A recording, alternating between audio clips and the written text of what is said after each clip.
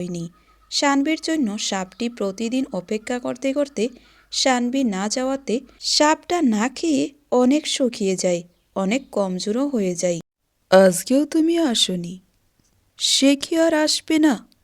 তাহলে কি সানভী আমায় ভয় পেয়েছে? না, আমি ওর চোখে আমার জন্য মায়া দেখেছি। তাহলে সে কেন আসেনি? আমার অপেক্ষা কি তাহলে বিফল যাবে? ওই মেয়েটাই তো আমার কথা শুনতে পারে। ও যদি এখানে না আসে আমি কি করব? বিশাল নীল চোখের সাপটি সানভীর জন্য প্রতিদিন অপেক্ষা করত নদীর ঘাটে।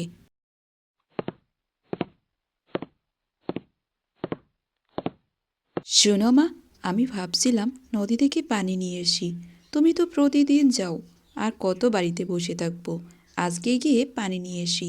তুমি তো অনেক কাজ করতে থাকো, তোমার একটু হাতের কাজও হয়ে যাবে। না, দরকার নাই, আমি নিয়ে আসতে পারবো। তুই চুপচাপ বাড়িতে বস, আবার যদি কিছু হয়ে যায় তোর। আরে মা, চিন্তা করো না তো যাই, আর কিচ্ছু হবে না। গিয়ে দেখে আসি, আর পানিও নিয়ে আসি।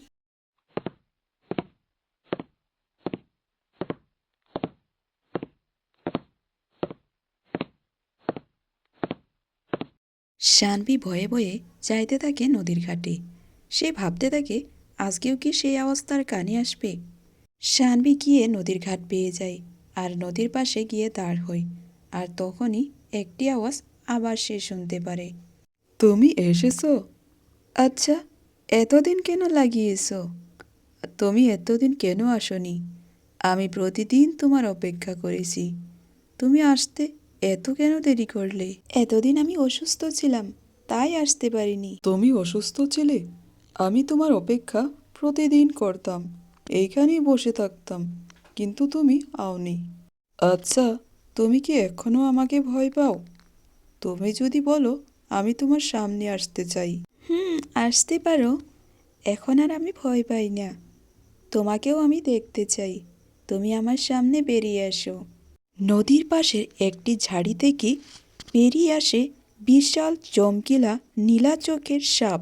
সানভি দেখেই ভয় পেয়ে যায়, তবে সে এইবার পালিয়ে যায়নি।